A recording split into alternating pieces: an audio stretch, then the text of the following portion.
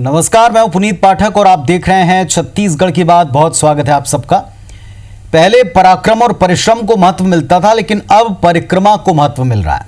ये चुभने वाली बात कही है अपनी ही पार्टी के लिए छत्तीसगढ़ बीजेपी के उपाध्यक्ष सच्चिदानंद उपासने ने।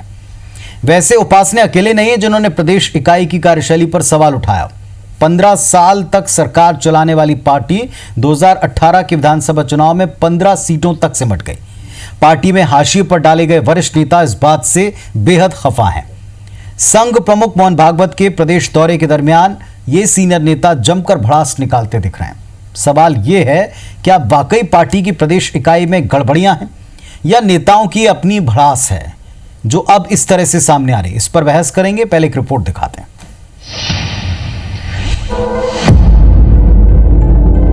कि इस बात का चिंतन मनन हमको छत्तीसगढ़ में करना चाहिए कि आखिर आज हमारी स्थिति क्यों है। आज हम 15 वर्षों की सत्ता के बाद इस स्थिति पर क्यों आए हैं? आज हम क्यों निर्णय के और में देरी कर रहे हैं? छत्तीसगढ़ बीजेपी के उपाध्यक्ष और संघ पृष्ठभूमि वाले नेता सच्चिदानंद उपासने ने ये सवाल ऐसे वक्त में उठाए हैं जब संघ प्रमुख मोहन भागवत रायपुर प्रवास पर थे। सोशल मीडिया के जरिए उन्होंने न केवल संगठन और पार्टी के कार्यकर्ताओं की उपेक्षा पर नाराजगी जाहिर की, बल्कि यहां तक कह दिया कि पहले पराक्रम और परिश्रम को महत्व मिलता था, अब परिक्रम को महत्व मिल रहा है। पार्टी नेताओं की अंदरूनी तनाव सतह पर आने के बाद पूर्व मंत्री बृजमोहन अग्रवाल ने मोर्चा संभाला और कहा कि जब भी कोई परिवार का बुजुर्ग आता है तो लोग अपनी बात उसके सामने अपने तरीके से रखते हैं। लेकिन ऐसे नेताओं को सीख भी दी गई कि पार्टी में सब कुछ आपके हिसाब से नहीं होता, आपको धैर्य रखना चाहिए।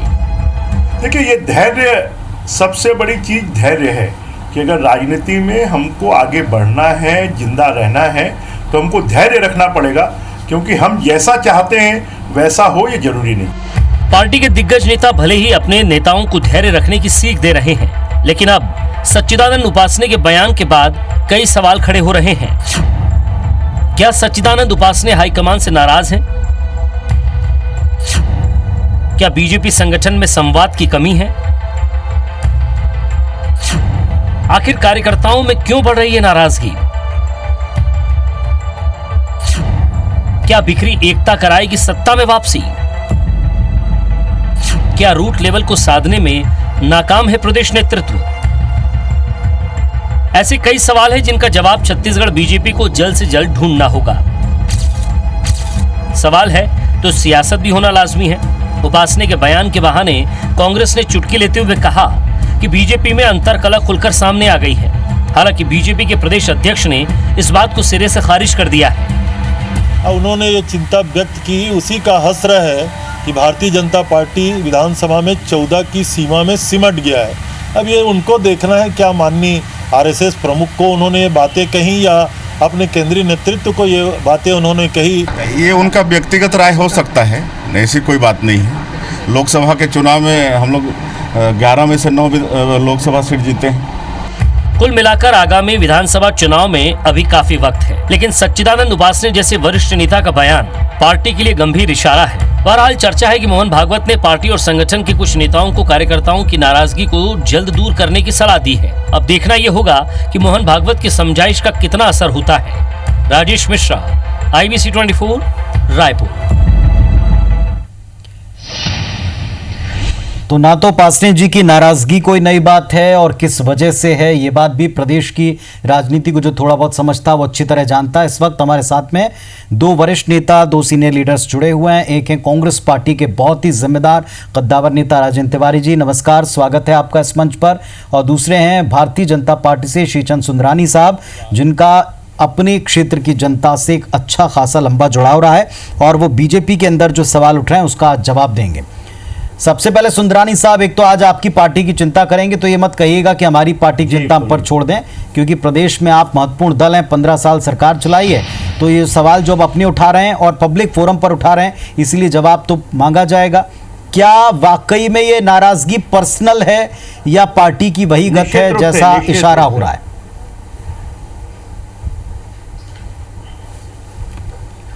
देखिए, मैं आदरणीय उपासने जी बहुत वरिष्ठ नेता हैं और उनके परिवार का योगदान भी इस पार्टी को खड़ा करने में काफी रहा है, निसंदेह। और पार्टी में अगर वो परिक्रमा की बात करते हैं 15 साल में, 15 साल की सत्ता की अगर परिक्रमा की बात करते हैं, तो मैं तो आप स्वयं एक सवाल खड़ा करूंगा कि क्या सच्चिदानंद उपासने जी, श्रीचंद सुंदरानी सहित बहुत सारी बड़ी श्रृंखला है, ये जो भी पदों पे पहुंचे स्वयं सच्चिदानंद उपासने जी परिक्रमा करके पहुंचे हैं क्या? बेरवेज कारपोरेशन से यात्रा शुरू होती है, अध्यक्ष बनते हैं, उसके बाद प्रदेश के उपाध्यक्ष भारतीय जनता पार्टी के, जिले के अध्यक्ष, उसके अलावा विधानसभा का टिकट मिलता है, महापौर का टिकट मिलता है, और लगातार पिछले 13 वर्ष से मैं और श्री सच्चिदानंद उपासने जी प्रवक्ता है पार्टी के। 20 साल से मैं भारतीय जनता पार्टी के कार्यकारिणी में सम्मिलित होते आया हूं, पदाधिकारी के रूप में, कार्य समिति के सदस्य के रूप में, और भारतीय जनता पार्टी के फोरम पे कभी ऐसी बात आदरणीय सच्चिदानंद उपासने जी ने उठाई हो? बिल्कुल नहीं है ऐसा। और परिक्रमा भारतीय जनता पार्टी में होती है, मैं ऐसा कतई नहीं मानता। मुझे भी आज कहने में कोई संकोच नहीं, 1978 से राजनीति में हूं, भारतीय जनता पार्टी में हूं, करीब करीब 42 साल हो गए राजनीति करते हुए। मुझे भी पार्टी ने बहुत सम्मान दिया है। मैं भारतीय जनता युवा मोर्चे का अध्यक्ष था 1980 में, और 80 से आज मेरी यात्रा जिला अध्यक्ष के रूप में शुरू हुई थी। आरडीए का उपाध्यक्ष बनाया, मुझे प्रवक्ता बनाया, मुझे विधानसभा का टिकट 2-2 बार दिया। इस पार्टी से जितना संभव हुआ, 40 लाख। सुंदरानी जी, आपका अपना एक निजी जो आप तजुर्बा बता रहे हैं, आपने कहा आपके साथी हैं, सीनियर लीडर हैं, परिवार का अपना योगदान है, बहुत संभल कर बोलते हैं, और उन कठिन हालात में स्वयं मैंने और आपने उनको देखा है कि जब कभी चुनाव में या कोई उम्मीद जब लगी है, तब उस वक्त भी उम्मीदों के पूरा ना होने के बावजूद वो इस मंच पर आकर भी अपनी पार्टी की बात उठाते आए। तो क्या उनमें धैर्य की कमी लगती है, जैसा कुछ नेताओं की प्रतिक्रिया है? क्या उनको और इंतजार करना चाहिए? नंबर दूसरी बात है, क्या ये उनकी निजी राय जिससे पार्टी पूरी तरह खारिज करती हुई कहती है कि ये उनकी बड़ास है? क्योंकि इसी वक्त आप ही के साथी ने अगर ये बात की है, तो क्या वजह है इसकी? देखिए पुनीत जी, मैं अभी बृजमोहन जी को सुन रहा था, उन्होंने ये बात कही है। निश्चित रूप से मैं बृजमोहन जी की बात को आगे बढ़ाता हूं और समर्थन करता हूं। आदरणीय प्रदेश अध्यक्ष जी ने भी कहा है कि वो निजी तौर पे वो बात उठाई है, और मेरा तो एक छोटे से भारतीय जनता पार्टी के कार्यकर्ता के नाते आदरणीय सच्चिदानंद उपासने जी को एक ही आग्रह था कि वो जो भी बात उठाना चाहते थे पार्टी के फोरम पे उठाते हैं। भारतीय जनता पार्टी का एक फोरम है, प्रदेश कार्य समिति है, प्रबंध समिति है, पदाधिकारी हैं, उपासने जी लगातार पदाधिकारी रहे, तो वहां उस फोरम पे उठाते तो ज्यादा अच्छा होता।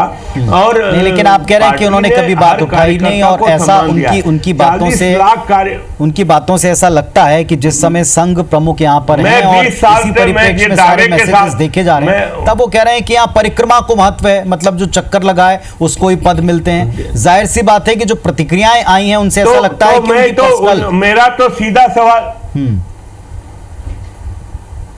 देखिए पुनीत जी, मैं तो सीधा उन्हीं से सवाल करता हूं कि उन्होंने जो कुछ पाया, क्या परिक्रमा से पाया या मेरे जैसे छोटे कार्यकर्ताओं ने? मतलब मैं कभी कल्पना नहीं कर सकता था, मैं पार्षद की टिकट कल्पना नहीं कर सकता था, मुझे पार्षद बनाया पार्टी ने। मैं कभी विधानसभा की टिकट की उम्मीद नहीं करता था, मुझे 2 बार विधानसभा का टिकट दिया, रायपुर विकास प्राधिकरण का उपाध्यक्ष बनाया राज्य मंत्री के दर्जे के साथ। तो इस पार्टी, और मैं 13 साल से प्रवक्ता हूं पार्टी का। आज पार्टी एक छोटे से कार्यकर्ता इतना बड़ा, मैं दूसरा भी पक्ष ले लेता हूं, क्योंकि मैं दूसरा भी पक्ष ले लेता हूं। सुंदरानी साहब, इतने सारे अगर अच्छी चीजें हैं तो फिर एक व्यक्ति क्यों नाराज है? वो भी इतना वरिष्ठ व्यक्ति, इतनी अहम पृष्ठभूमि वाला व्यक्ति क्यों नाराज है? ये पता कर लेना चाहिए, बात मेरे आचरण से जानते हैं। पहली दफा नहीं है, पहले भी कई बार अपनी नाराजगी वो प्रकट कर चुके हैं। नहीं, बात राजेंद्र तिवारी जी के पास आता हूं, आपके पास 1 मिनट। राजेंद्र तिवारी जी, क्या और क्यों वजह आपको नजर आती है इस नाराजगी के पीछे? प्रकट करने के स्थान भारतीय जनता पार्टी में नहीं है। जी जी जी, तिवारी जी। देखिए, पहली बात तो ये है कि इस पूरी बातचीत की दिशा जो है वो बदली जा रही है। श्रीचंद सुंदरानी जी जितना भी कह रहे थे वो अपने बारे में कह रहे थे और सच्चिदानंद भाई के बारे में कह रहे थे। मैं आप बात के मर्म को समझिए। सच्चिदानंद उपासने भारतीय जनता पार्टी के वरिष्ठ उपाध्यक्ष हैं, साथ में प्रवक्ता भी हैं। प्रवक्ता वो होता है जो कहता है, वो पार्टी की बात कही जाती है, मानी जाती है। तो ये सच्चिदानंद उपासने अपने लिए नहीं बोल रहे हैं। पहली बात तो ये समझिए, इस बात की दिशा तो ऐसी हो रही जैसे सच्चिदानंद उपासने अपने लिए कह रहे हैं। नहीं, सच्चिदानंद उपासने जो भारतीय जनता पार्टी की छत्तीसगढ़ में स्थिति है, इनके कार्यकर्ताओं की जो स्थिति है और जिस तरह का आचरण कार्यकर्ताओं के साथ में हो रहा है, उसकी अभिव्यक्ति दी है सच्चिदानंद उपासने ने। और ये बात केवल सच्चिदानंद उपासने ने नहीं कही, ये तो कुछ दिन पहले ननकीराम जी कंवर बोल चुके हैं, नंद कुमार जी साय तो भरी सभा में बोल चुके हैं अपनी पार्टी की मीटिंग में, इसी बात को राम विचार नेताम बोल चुके हैं। तो ये इस बात का मर्म समझने की आवश्यकता है पुनीत जी। ये केवल सच्चिदानंद उपासने का मामला नहीं है, ये तो उन्होंने मुखरित किया जैसे तमाम आदिवासी नेताओं ने अपनी बात को कही है। हुआ ये है कि भारतीय जनता पार्टी के नेताओं ने इस कार्य को देखा है कि किस तरह से भारतीय जनता पार्टी के कुछ चुनिंदा नेताओं ने डॉक्टर रमन सिंह जी के नेतृत्व में छत्तीसगढ़ को चूसने का काम किया, उसको शोषण करने का काम किया और जो साधारण कार्यकर्ता थे उनकी पूरी तरह से उपेक्षा हुई। और ये बात तो कार्यकर्ताओं ने काम नहीं किया, ये तो धर्मलाल जी कौशिक जब प्रदेश भारतीय जनता पार्टी के अध्यक्ष थे उन्होंने कहा। और आज सच्चिदानंद उपासने अपने लिए नहीं बोल रहे हैं, ये बात की दिशा को एक अजीब स्थिति आप देखें तिवारी जी, वो ये बता रहे हैं तिवारी जी, एक अजीब स्थिति आप देखें कि इतना वरिष्ठ नेता पार्टी का प्रदेश उपाध्यक्ष, पूरा हो जाने दीजिए आपने नहीं जी कह लें। हाँ, मैं ये कह रहा हूं कि ये तो ऐसा है ना कि दर्द कहां तक पाला जाए, युद्ध कहां तक टाला जाए, तू भी है राणा का वंशज, फेंक जहां तक भाला जाए। तो सच्चिदानंद उपासने के परिवार को मैं पिछले 35 वर्ष से जानता हूं, उनका पूरा परिवार अपनी पार्टी के प्रति समर्पित रहा है। मेरे अच्छे संबंध है, जबरदस्त विरोध है हम लोगों का विचारधारा को लेकर के, मगर उनकी अपनी पार्टी के प्रति निष्ठा को कोई चुनौती नहीं दे सकता, पहली बात। दूसरी बात, वो देखते हैं इसी रायपुर शहर में हम लोगों ने ऐसे लोगों को भारतीय जनता पार्टी का नेतृत्व करते हुए देखा जिनको डॉक्टर रमन सिंह जी ने जिम्मेदारी दी। वो 4 दिन पहले छत्तीसगढ़ में आए थे और यहाँ के माई बाप बंद करके बैठ गए। वो अब मैं जी तिवारी जी, आपकी थोड़ी आवाज अस्पष्ट है। एक छोटा सा ब्रेक लेकर मैं फिर आप ही के पास आऊंगा और यह सवाल लेकर आ रहा था कि पार्टी इससे किनारा क्यों कर रही है।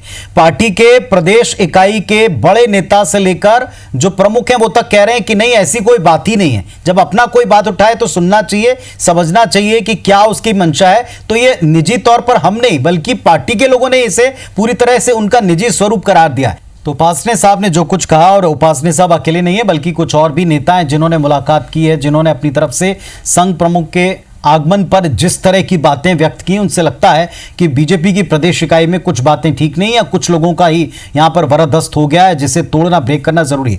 तिवारी जी, सीधा सवाल यह था कि अगर इतने सीनियर लीडर के द्वारा यह बात पहली बार नहीं की जा रही और इस मंच पर भी जब वो बात कह रहे हैं, मतलब सारे मंचों पर या तो उनकी बात अनसुनी की गई या शायद उसको महत्व नहीं मिला, अभी भी जिस तरह खारिज किया जा रहा है, यह पार्टी की तरफ से, आप बड़े नेताओं की तरफ से देख रहे हैं, क्यों ऐसा हो रहा है? क्या प्रदेश इकाई जानबूझकर अलग थलग करना चाहती है, आंखें मूंदना चाहती?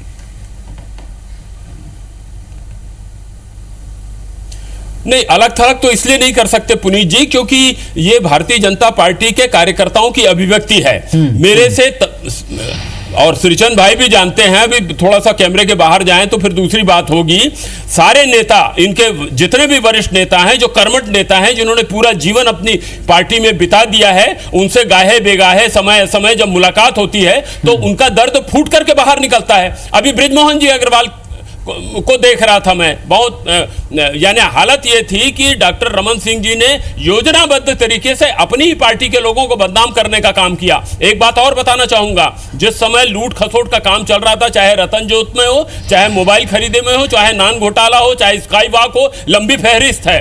उस समय भूपेश बघेल जी कांग्रेस के कार्यकर्ताओं को संगठित करके जेल जाने का काम कर रहे थे, धरना प्रदर्शन कर रहे थे, लाठीचार्ज कर रहे थे।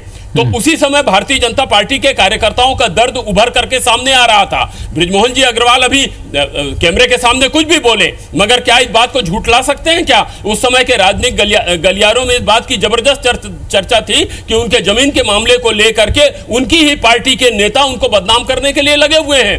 तो ये दर्द तो बहुत गहरा है। ठीक है, और आप देंगे ये सुंदरानी दर्द साहब फूट उत्तर इन करके सारे बाहर निकल तथ्यों का। रहा है। और उसका कारण यह था कि भारतीय जनता पार्टी ने बुरी तरह से जवाब दिया। और श्रीचंद भाई ये ना बोले कि मेरे को ये मिला, मेरे को वो मिला, वो मिला। ये निजी तौर पर किसी के लिए नहीं है। आपकी पार्टी में बिताया, उनको क्या मिला? ठीक है, उपासने जी ने जो कुछ कहा वो पार्टी हित में था, पार्टी की चिंता थी सुंदरानी जी, और कुछ तथ्य तिवारी जी भी सामने रख रहे हैं, उत्तर दें इन बातों का। ये आक्रोश पूरी तरह से डॉक्टर रमन सिंह जी की कार्यप्रणाली के प्रति है, ये समझिए आप। और इसकी व्याख्या सुंदरानी समय साहब नहीं है, नहीं तो मैं इसकी पूरी व्याख्या करता। जिस तरह से डॉक्टर रमन सिंह जी ने दरअसल छत्तीसगढ़ की जो पृष्ठभूमि है उसको समझना पड़ेगा। दो नेता, थोड़ा सा एक तो राजेंद्र हमारी भैया पार्टी चुप में हो जाएं तो मैं बोलूं। अजीत जोगी जी और आप इनकी उत्तर देना पार्टी में शुरू करें। डॉक्टर रमन सिंह जी ऊपर से अवतरित हुए थे। जी नहीं, लेकिन मैं कैसा उत्तर दूं वो मुझे बोलने दे तब तो। चलिए बोलिए, आप सुन रहे हैं, अब आपको सब बोलो ना। आदरणीय पुनीत जी, मैं आदरणीय राजेंद्र तिवारी जी को सुन रहा था। हाँ जी, बड़ी पीड़ा है उनको।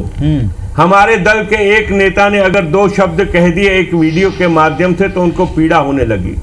अगर यही सवाल सोनिया जी से, राहुल जी से कर ले, पूरे देश में दुर्गति कांग्रेस की हो गई। नेताओं की लाइन लगी हुई है कांग्रेस छोड़ने वालों की। जो सत्ता में रही 55 साल, 400 साढ़े 400 सांसद जिस पार्टी के रहे, आज मान्यता प्राप्त प्रतिपक्षी दल नहीं रहा। आज 4-5 राज्यों में कांग्रेस सिमट के रह गई, पूरे देश से साफ हो गई। और काम करो ना, सारे नेताओं ने यही आरोप लगाया तानाशाही का सोनिया जी के ऊपर, राहुल पुनीत जी आयोजित करवा लेना। ठीक है,